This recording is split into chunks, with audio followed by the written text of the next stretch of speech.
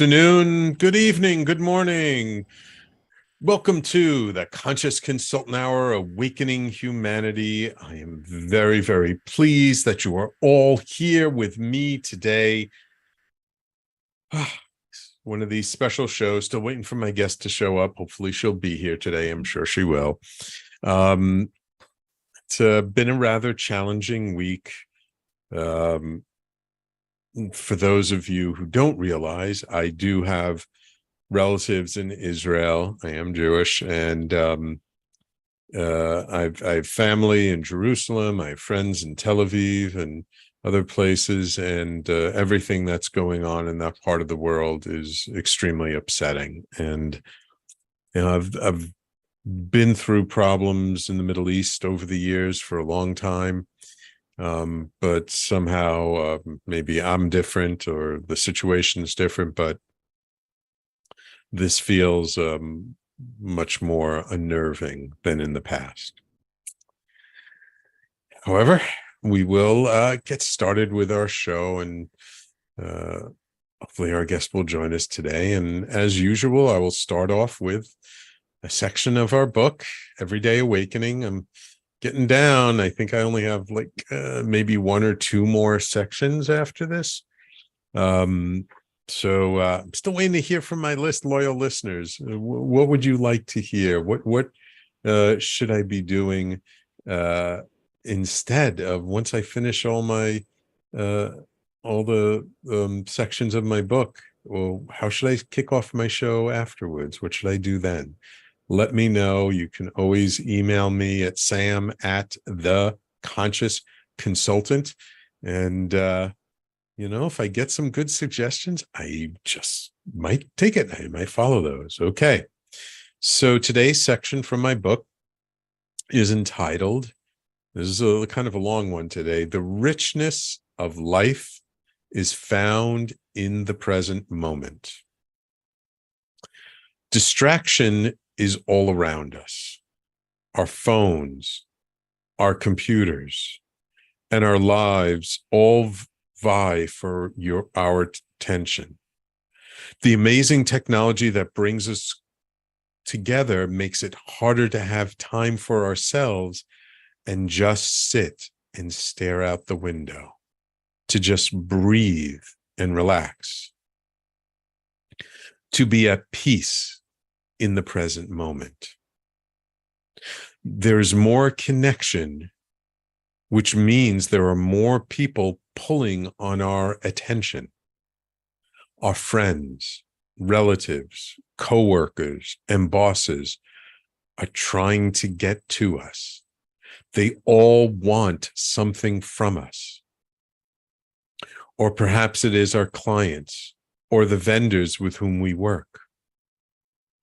Instant access means people are expecting us to respond immediately. The stress of daily life keeps increasing. Say that again. We are constantly pulled somewhere where we are not, so we miss out on the richness that is the present. All of life is lived here, where we are, and in the present moment. Yet our minds habitually take us out of it or far away with our worry and our anxiety. What will they think about me? Will I get the contract? Will he call me back? Will this work out? With all these thoughts running around in our heads, how do we stay present? How do we feel what is going on in our body? How do we find space to connect with our soul? Taking time for ourselves is essential, not optional, just as breathing is not optional.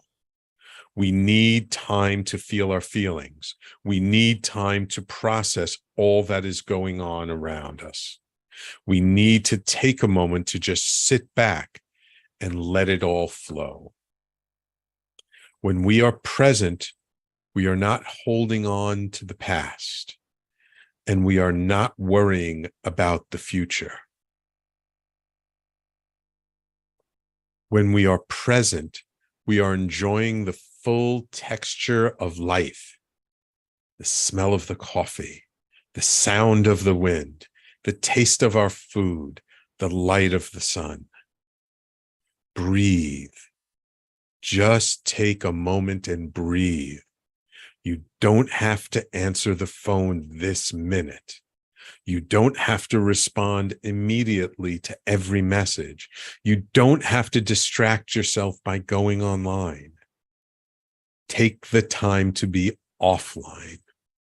Take the time to be with yourself. What are you feeling? What is the sensation in your body? Connecting to ourselves brings us into the present moment. It may take some practice. That's okay. Practice it. Be with it. The benefits of being present are beyond the relief of being distracted. Sit, breathe, repeat. So how does that feel? So this section of my book I wrote a while ago, and it was really, I think, just seeing how much, again, there's the pot calling that kettle black, but just seeing how much we're distracted in our lives, how much our phones take us out of the present moment. I mean, my wife points it out to me all the time that I'm on my phone way too much. And really, just the more and more I see of it, and the more I hear of other people talking about it, it's really an epidemic of distraction. So much in life is designed to just pull us out of the present and worry about the future or the past. And it robs us. It robs us of the joy and the experience. It's not always joyful. It's not been a very joyful week, but it robs us of the experience of human life, of what it means to live in the present moment.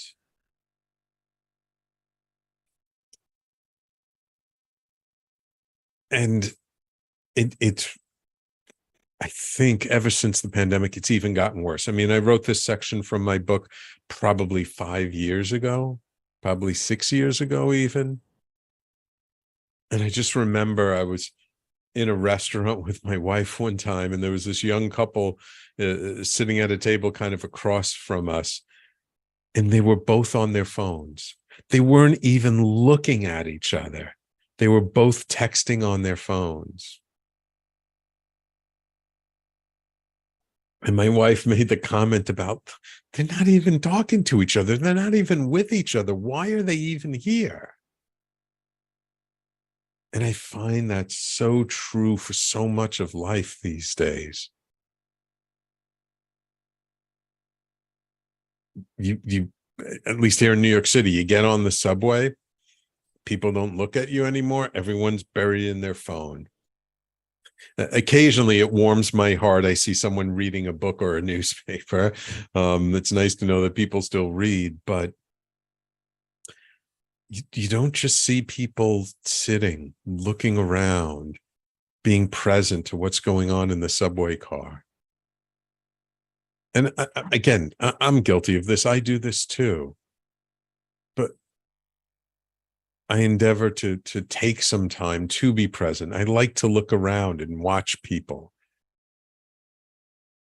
I remember one time I was coming back to the Bronx late at night when I used to live up in the Bronx when I was younger. And sitting across from me, these four men get on the subway, and they were, I don't know if they were construction workers or some kind of blue collar workers. Maybe they worked for the phone company or Con Edison, something like that. It's one white guy, one black guy, one Hispanic guy, and one Asian guy. And I just looked at them and I was like, this is so beautiful. Like, this is such the epitome of New York City. Like, it's such a melting pot of all cultures, and everyone's together and they work together. And you could tell the way they were sitting together with each other. They weren't even talking with each other. They're kind of tired. It was late at night, but you could tell that they're probably friends. And if I had been distracted on a phone or doing something else, I would have missed that scene, that moment. And it's such a precious memory for me. Because for me, it really showed the spirit of New York. It really showed what the city is all about. And if I had missed it, I wouldn't have this story to tell you today. So, you know, this section of the book, the richness of life is found in the present moment. Those are the present moments. Now, look, the present moment is not always a nice place to be. You know, since the attack on Israel and having family and friends there, it's been upsetting to me, probably more so than any other attack in the past. I don't know why. It could just be me or where I'm at. But it's uncomfortable sometimes to be in that unpleasant place. But that's how we know we're alive.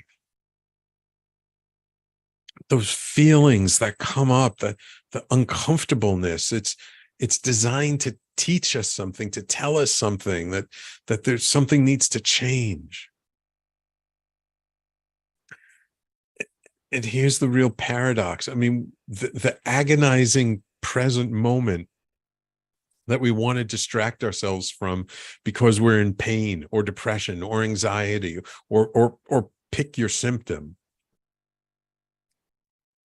The more we distract ourselves from that uncomfortable feeling, the more we're distracted from the wonderful, joyful, ecstatic experiences that we experience.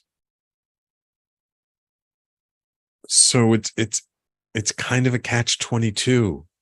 If we're going to practice being in the present moment, then we have to be in the present moment for all of it, for all of life, not just for the good stuff. So, is it easy? Of course not. Does it take a lifetime of practice? More than likely. Is it worth it? 100%. I'm more present, more awake, more aware in my life today than I have been ever before. Okay, it took me 60 years to get here. I'm okay with that.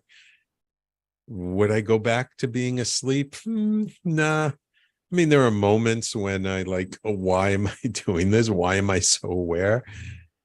But ultimately, no. To be present, to get the juice out of life, it's worth it. It's worth it. It's worth it to face the pain. It's worth it to face the agony, to practice being in the present moment so that when those amazing, joyful moments, like I remember this summer when I was in Colorado, just being able to be present to the mountains and the trees and the beauty of nature. Oh, I felt so good, so good. And that's life. It's filled with both. We've got to take the good with the bad. It all comes as one package. It's not one or the other. So that's my section of my book. The richness of life is found in the present moment. And of course, my book is Everyday Awakening. You can find at www.everydayawakeningbook.com.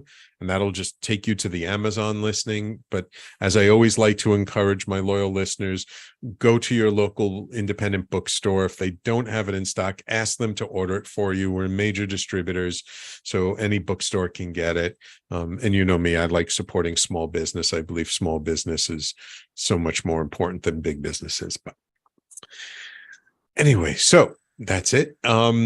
So in a moment, we're going to take a quick break. And when we come back, my guest is here. I will introduce you all to my wonderful guest and her smiling face, and we will be right back.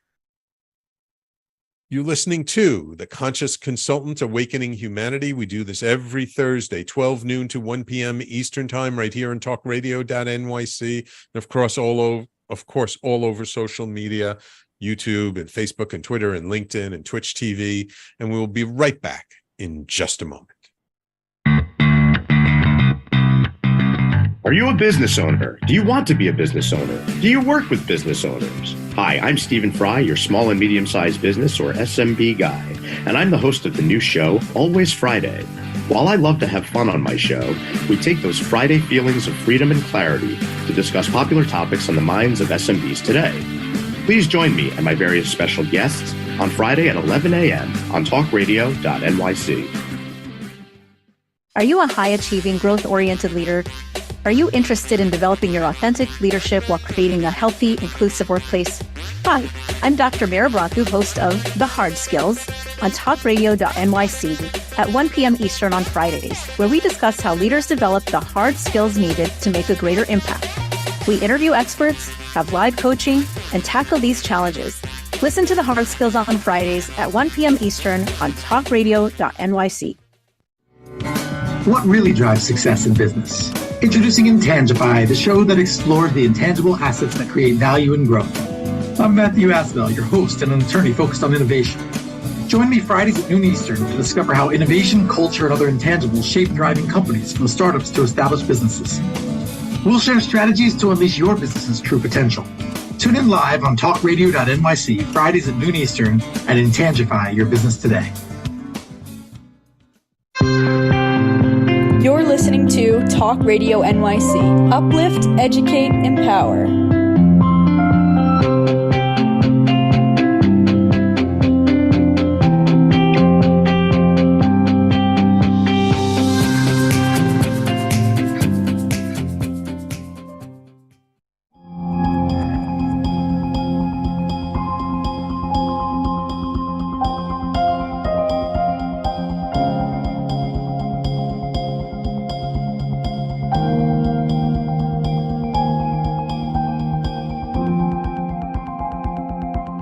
And welcome back to the Conscious Consultant Hour, Awakening Humanity. And it is my pleasure to welcome to the show certified breathwork facilitator. See, we're going to be talking about breath today.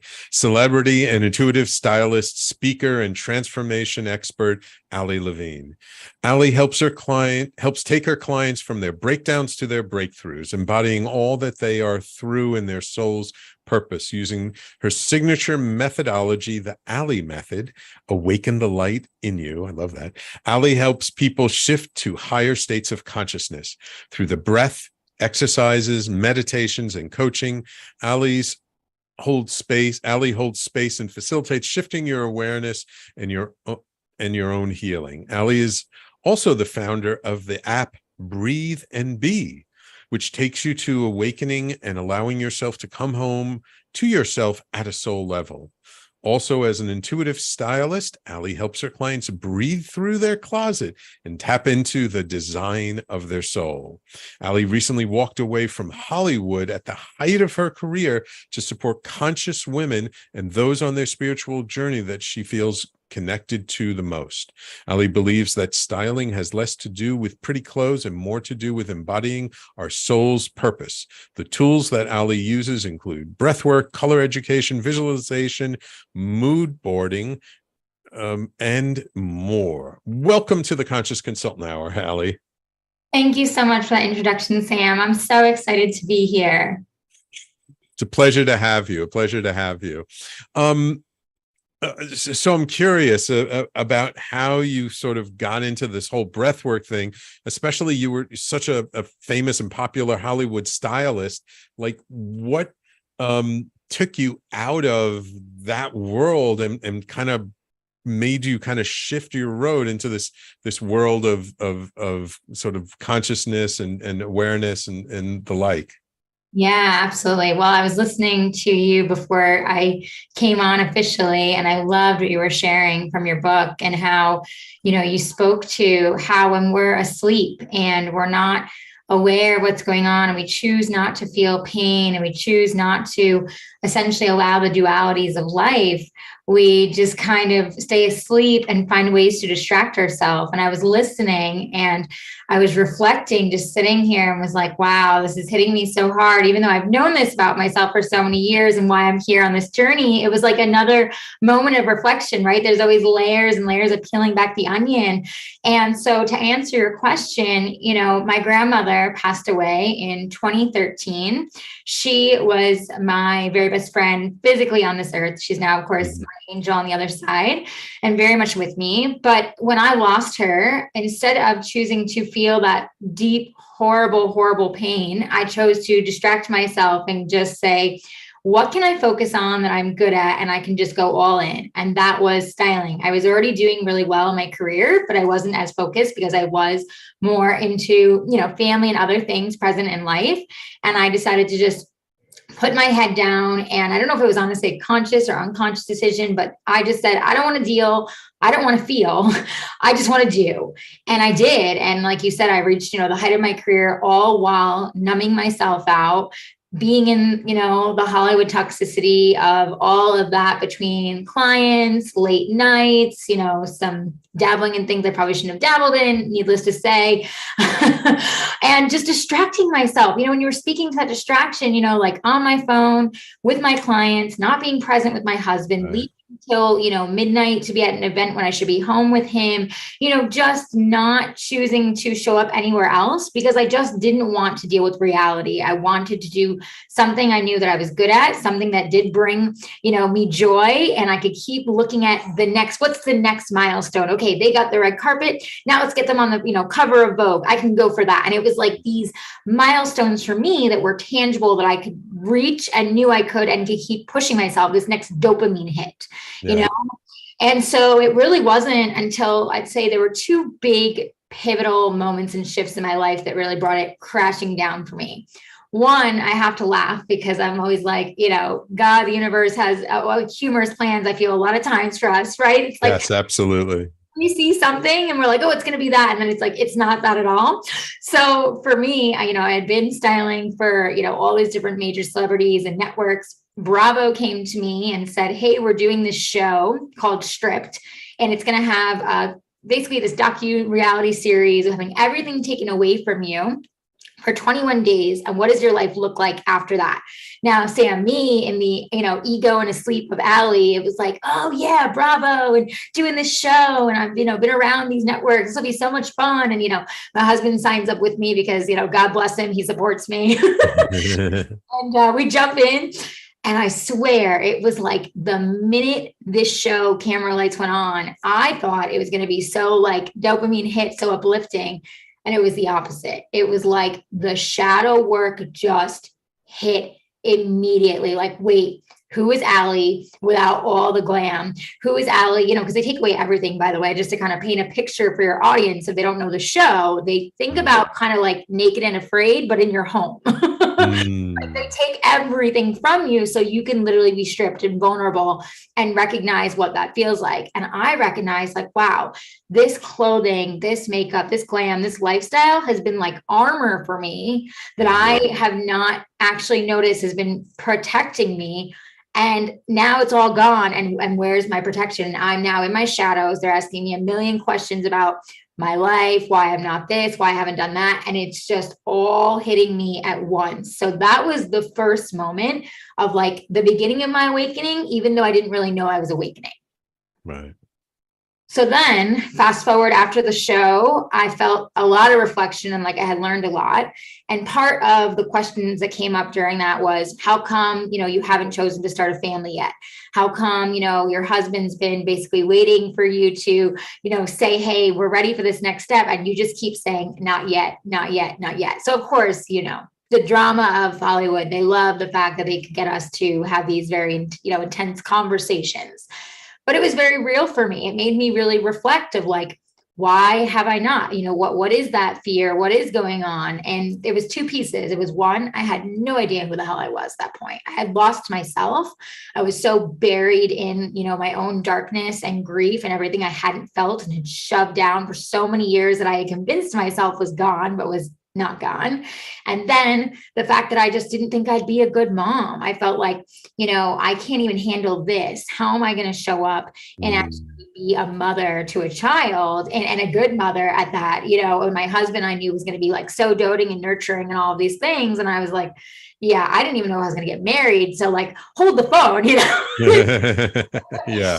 It's a much bigger decision than I think a lot of people realize. And a lot of people think, oh, I want to have a kid. I want to have a kid. But then it's like they have the kid and it's huge responsibility and it's 24/7 and it's a lifetime. It's not just for 18 years. Right. And they're teaching you every minute too, right? Like now, Yeah. fast forward to have 3 little ones. And I'm like, wow, they're like their own unique souls. They each teach me like every single day. And I'm grateful that I'm awakened because I can receive it so much deeper and process it and, understand how to support them as much as I humanly can in their own, soul journeys. But I think about if I had maybe just jumped in and said unconsciously, yeah, I'm just going to do it, I probably wouldn't be able to show up the way I do with them now. So I know it was all divine timing, but in that moment of that show, it was really a reflection period for me of like, oh, why haven't I chosen to take a step forward? And then fast forward, I did get pregnant shortly after being on the show. I think it was a big shift in me that made me realize like you are hiding from life. It's time to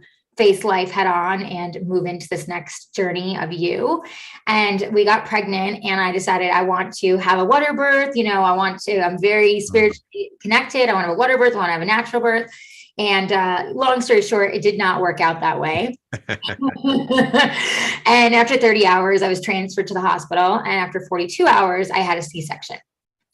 That brought up so much trauma. And in that trauma unearthed so much of the grief that I spoke to that I wasn't dealing with. And basically years and years of hiding everything I didn't want to feel all came up for me to feel all at once while having a brand new baby. And it was so dark and intense to say the least. And it led me to my postpartum depression and anxiety journey for over a year. Wow.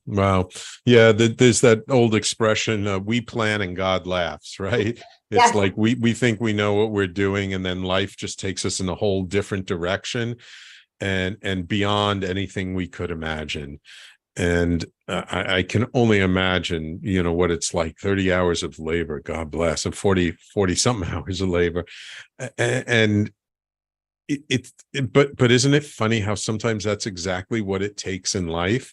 It takes some kind of extreme experience to kind of like slap us awake and for us to kind of all of a sudden be present to what's really going on underneath the surface. What have we been suppressing all this time? And then it comes out, and it's because we've been suppressing it so long, it comes out like a waterfall, and it just sometimes doesn't even feel like it's ever going to stop. But exactly. Yeah, totally.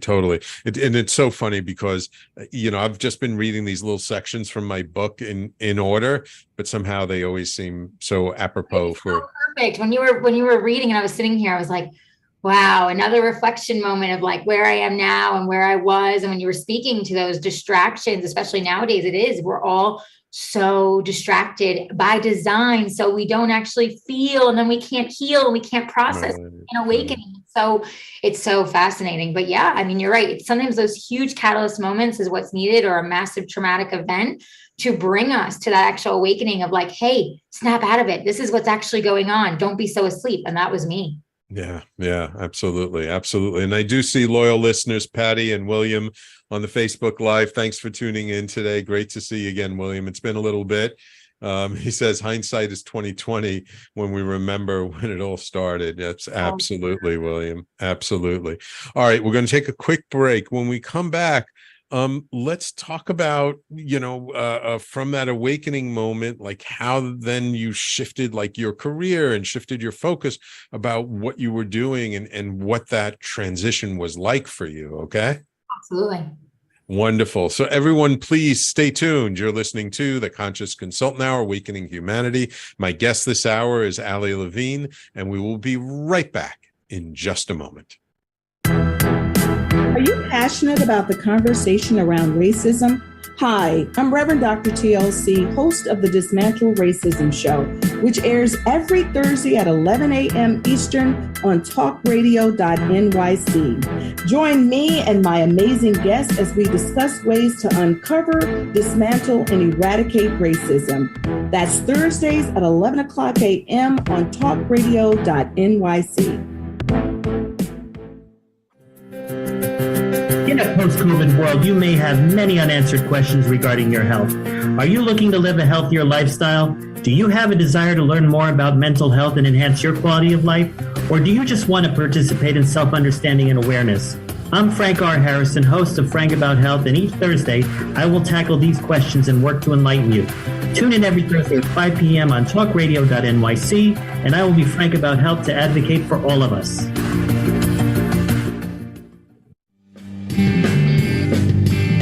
Hey everybody, it's Tommy D, the nonprofit sector connector, coming at you from my attic. Each week here on talkradio.nyc, I host the program Philanthropy in Focus. Nonprofits impact us each and every day, and it's my focus to help them amplify their message and tell their story. Listen each week at 10 a.m. Eastern Standard Time until 11 a.m. Eastern Standard Time, right here on talkradio.nyc. You're listening to Talk Radio NYC at www.talkradio.nyc. Now broadcasting 24 hours a day.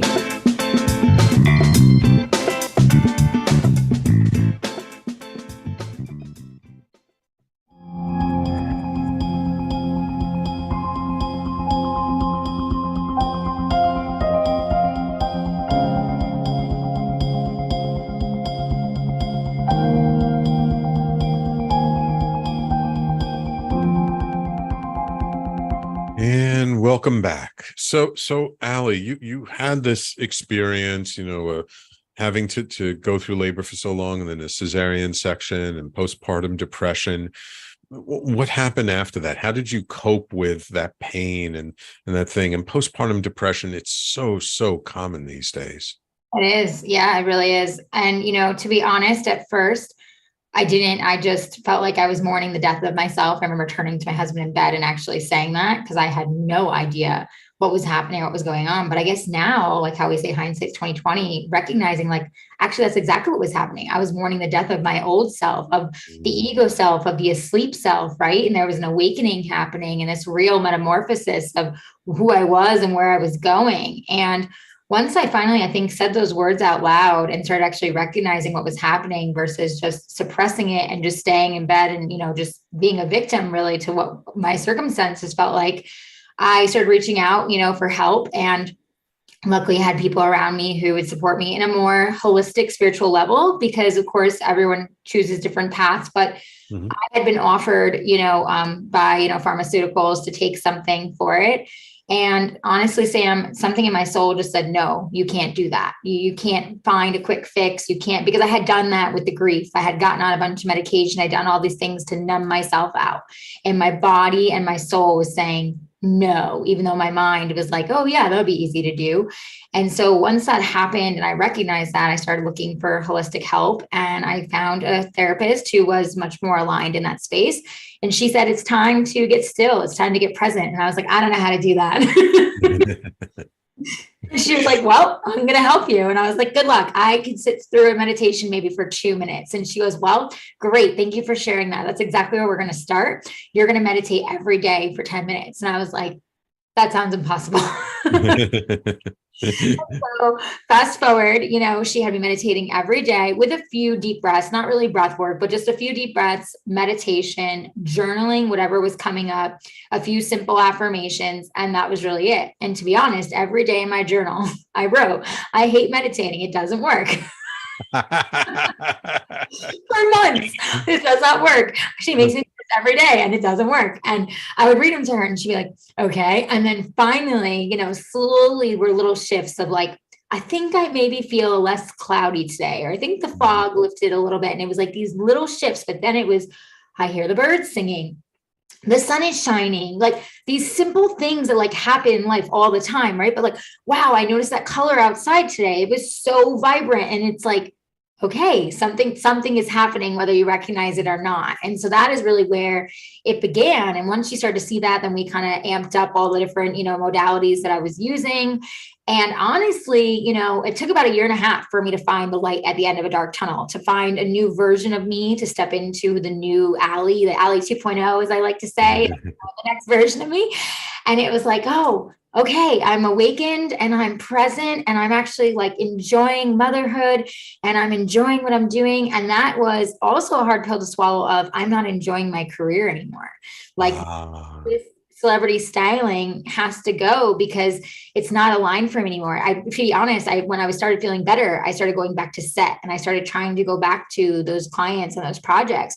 And I would be sitting on set and I would just start crying out of nowhere. And at first I would just blame, the postpartum depression. It was like, oh, it's because of what I'm going through, the victim mentality, but it kept happening. And luckily having the coach and guidance was like, something else is going on. It's deeper. And once I started recognizing it was the fact I was trying to pull in the old when the new was already there and I was already moving through, it was like, no, you have to say goodbye to it all. You have to let it all fall away in order to step into new. And that was very scary and intimidating, obviously, at first. And you spoke to, social media and distractions. And I have to tell you, one of the things she made me do was take 3 months off of social media. Very good. Very good. But it also sounds like you relived your Bravo experience, but in a different way, right? You were being stripped of those external things that no longer served you. Yeah, absolutely. And to be honest, it wasn't until 2020 where breathwork itself actually became a massive shift for me. I was pregnant with my second daughter. Obviously, the world was what it was then. Mm-hmm.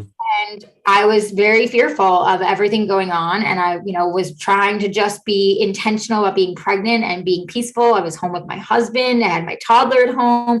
And here I am, pregnant, being told, I don't even know if my husband's going to be at my birth because of what's happening in the world. And it was like, whoa, what's going on? Like, I can't handle this right now. I finally got to a good space. And now all my fears are rushing back up again. Mindset work has stopped working for me, Sam. The affirmations, the meditation, all of it stopped. And I was in complete spin out because I thought, I did all this work. I've done so much healing. I've gotten to here. How is it? I'm here 2 years later, and I honestly feel more dark than I did in the postpartum depression journey. And how is that even possible? Right. And so I started working with some other facilitators who said, hey, it's great you've gotten to this point, but there is something deeper than mindset work, and it is somatic work. It is getting into the body and then bringing the mindset work back in. And I was so in surrender mode, thank God, of like, just, I will do anything, please help me, and I thought, that was a good thing because I wasn't there before, obviously, in the journey. And I started doing breath work, and my first session, and of course, I want to preface that this doesn't happen for everyone, but it did for me. Right. My first session went from being this massive emotional breakdown to a beautiful, harmonious breakthrough on every level. And I just remember after that session being like, wow, what just happened? And they were like, you connected to your breath. You got grounded and you allowed the body to actually release what was still holding.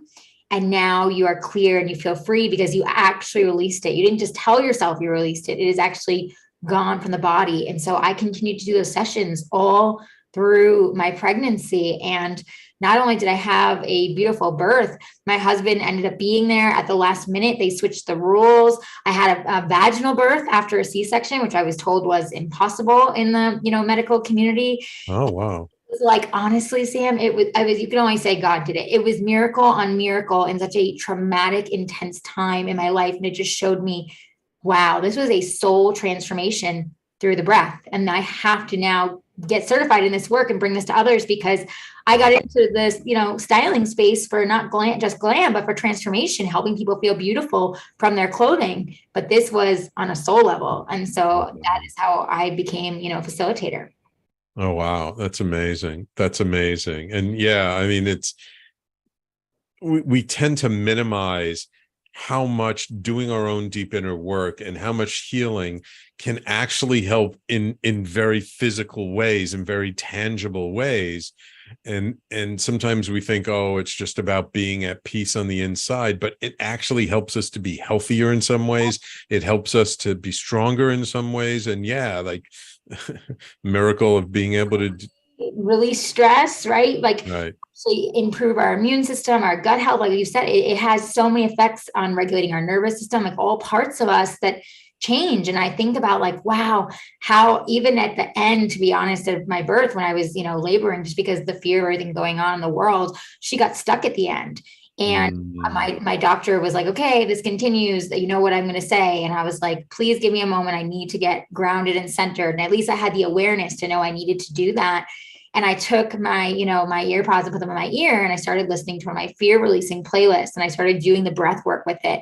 And the only way I can just describe it, Sam, is that it was truly a out of body spiritual experience. Like God was there with me. My angels were there with me. I felt myself leave my body, even though I was very much there having my child. And next thing I knew, she was there on my chest, and I had taken her from heaven to earth. It was beautiful. Wonderful, wonderful, wonderful. So when you had that experience and you made that transition, was your husband supportive? Were your friends, like, what was it like making that transition? Were people shocked? Were they Yeah, my husband he's always been my number one fan, and as crazy as some of my ideas are, he always goes for them. God bless him. So I guess that's why he's my soul partner. But I mean, to be honest, most of my family and friends are like, what are you talking about? What is this breath work you speak about? You were never present. You didn't even like to meditate. Like, it was quite the shock for most people, to be honest. And my clients couldn't believe I was turning them down. I wasn't taking them on as clients anymore unless they were willing to do the deeper work of getting into their closet on a breath level. I mean, it was a big shift. And again, I had to allow so much more to fall away and leave me and kind of start over with a clean slate of people, of community, of clients. And that was scary, right? In the sense of like the 3D matrix, if you will, of like the finances, what it looks like, what's happening. But I had more faith. And I think because I had gotten so connected to my breath and gotten so into my practices, I finally came to a place of like, this fear isn't real. This is what I'm creating. And I have more faith and I have more trust. And I'm going to trust that the right people are going to show up, and the right relationships and the right partnerships. And they have. And it's taken time to build. And I've lost a lot along the way, but I've also gained a lot more. Wonderful, wonderful, wonderful. Before I ask you another question, let's just take the last break. So then we come back, we'll continue through, because I do want to ask you about the app, how that came about, and when you work with clients, like, what does that look like, and how is that different from the way you used to work with clients in the past? Okay. All right, wonderful. So everyone, please stay tuned. You're listening to the Conscious Consultant Hour, Awakening Humanity, and we'll be right back, and we'll wrap it all up with my guest, Levine, in just a moment. What really drives success in business? Introducing Intangify, the show that explores the intangible assets that create value and growth. I'm Matthew Asbell, your host and an attorney focused on innovation. Join me Fridays at noon Eastern to discover how innovation, culture, and other intangibles shape thriving companies, from startups to established businesses. We'll share strategies to unleash your business's true potential. Tune in live on talkradio.nyc, Fridays at noon Eastern, and Intangify your business today.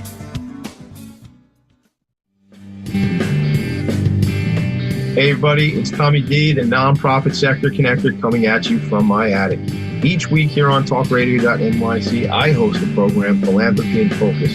Nonprofits impact us each and every day, and it's my focus to help them amplify their message and tell their story.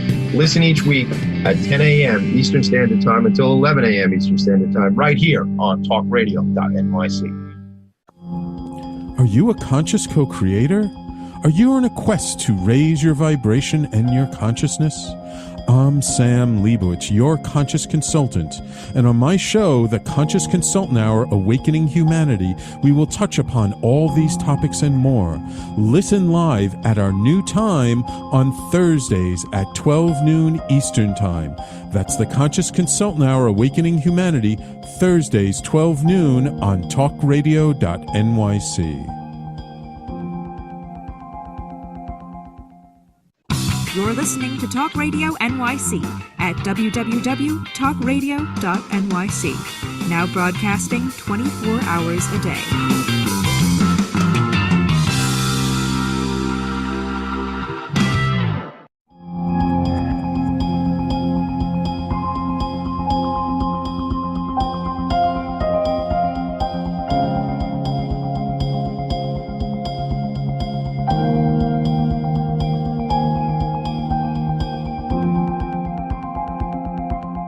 Okay, Ali. So how do you go from being a stylist and now you're a breath worker and now you've created an app? What's that about? Yeah, absolutely. So as I, moved along in my journey, I started thinking about, how could I have used more support in this space when everything was happening?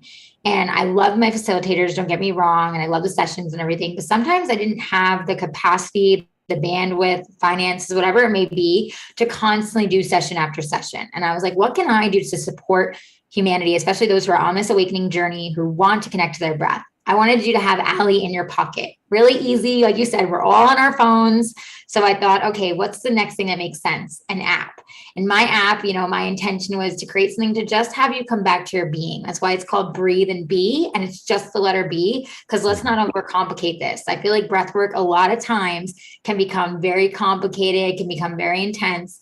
And I really want to break through that and say it does not have to be that way at all. And yes, those kind of sessions are special in themselves and amazing, but we can also just connect in just a few minutes just by following certain exercises.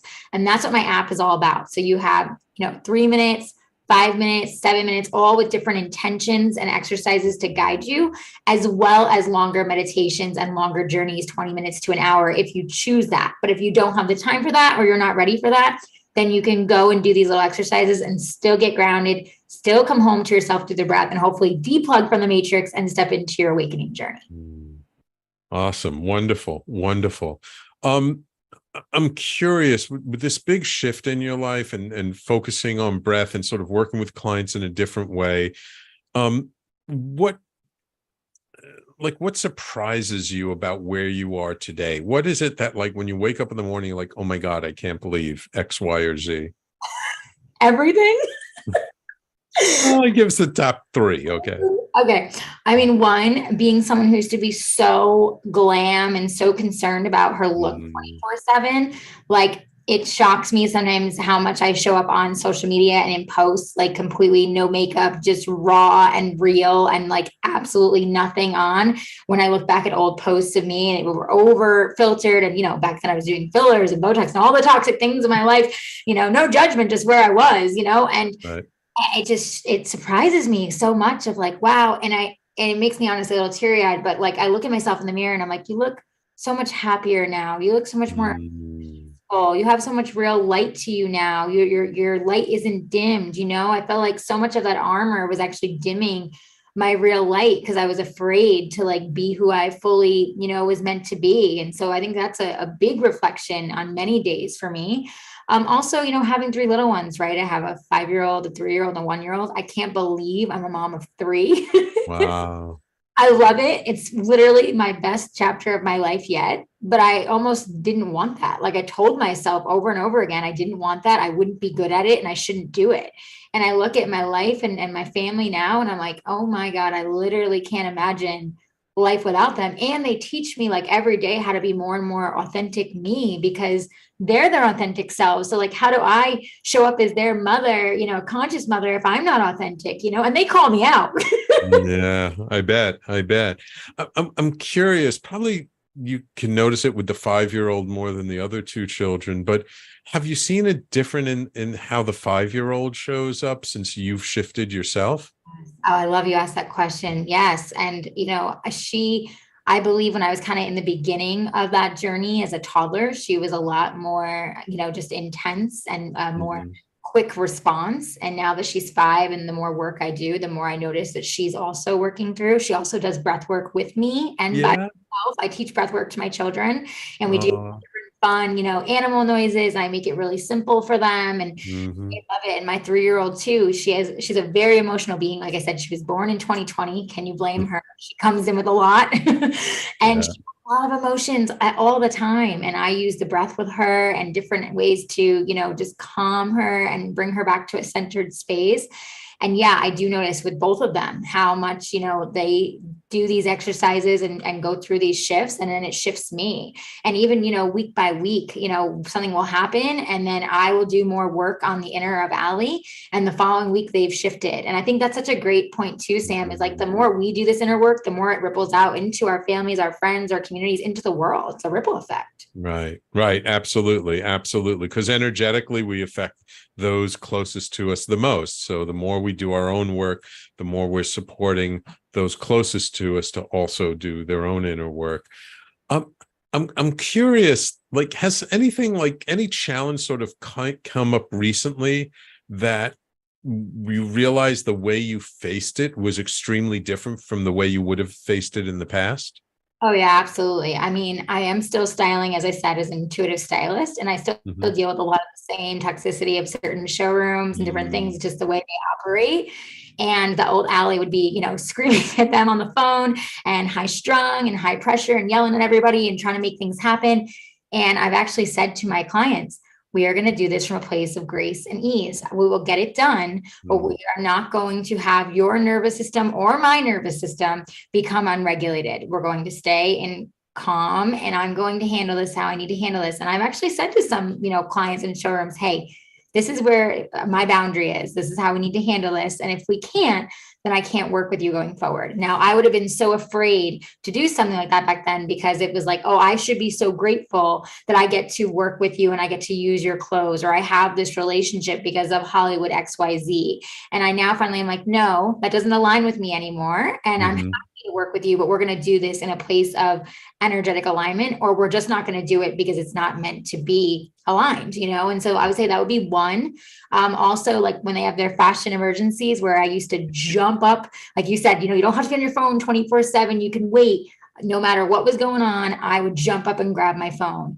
Now, I don't even start the morning with my phone. I meditate, I breathe, I pray, I set my morning and be with my children. And then I get on my phone, and then I check what's going on. And I give myself that good half hour to an hour, sometimes longer, depending on what I need that day, to ground and get with me and get centered. And that Allie did not exist years ago. I mean, my husband, I had my computer in bed till 2 a.m, Sam, when I was style, and he'd be like, Allie, go to bed. And I'd be like, I have one more email I have to do. They're in Europe and they need this right now. And he'd be like, Allie, you got to chill. You got to go to bed. And I'm like, no, but they need this right now. When they wake up, they're going to expect to see the wardrobe is in their email, And so where I was before, the high stress, high strung, to where I am now, this peaceful state, I'm so grateful. And I know I had to go through the journey, or I wouldn't be here. Yeah. And I imagine it's so much more fulfilling that way as well. It is. Yeah. And it's like you said, it's more present. Like I can appreciate everything that happens with each client's wins, with each milestone for myself, with my career, with my family. Like it's so much more impactful, and you feel it, like you relish in the joy more. And even the hard parts, that come up, because it doesn't mean we bypass, right? Like we still are dealing with things in our lives, but I can have a perspective shift now. I can have a perspective shift of like, what is this lesson showing me? Or what is this, deep darkness showing me right now? How can I be the light in this situation? I mean, even with what's going on in the world right now, right? Like I've had to really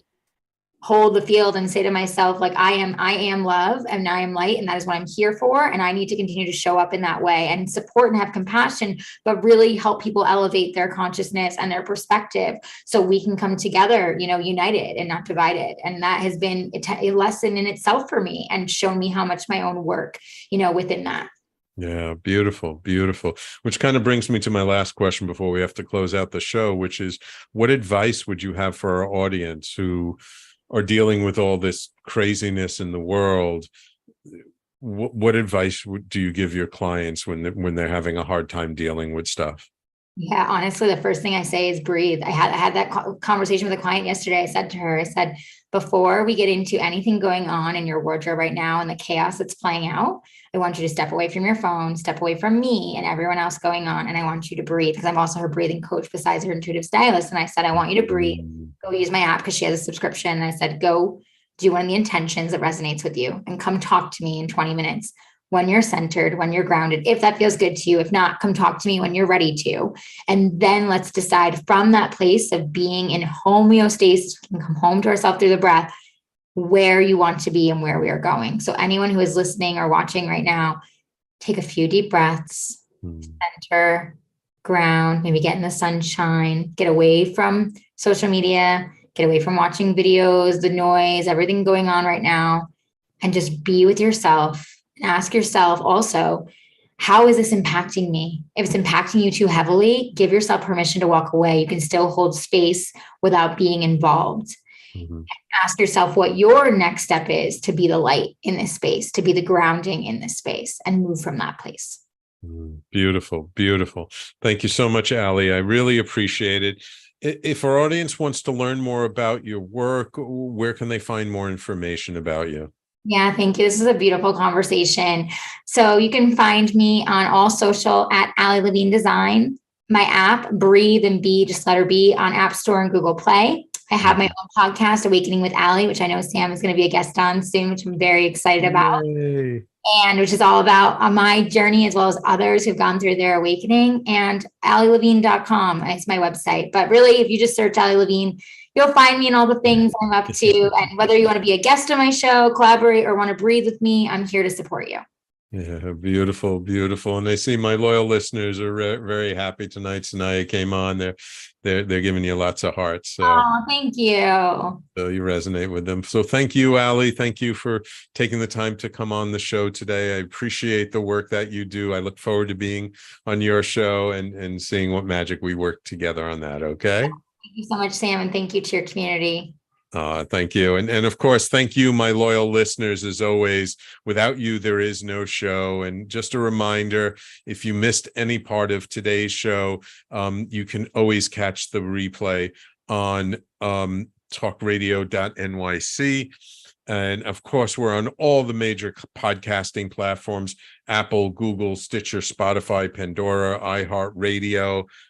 Anywhere you do podcasts, you can find us. Thank you all for tuning in. We will talk to you all next week. Take care, everyone. Bye-bye.